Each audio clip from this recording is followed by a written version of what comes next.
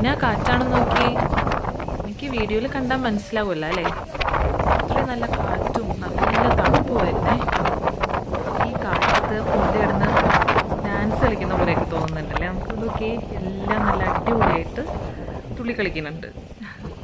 എനിക്ക് ഈ സ്ഥലം കണ്ടപ്പോൾ മനസ്സിലായോ? ഒന്ന് കമൻറ്റ് ചെയ്യണേ.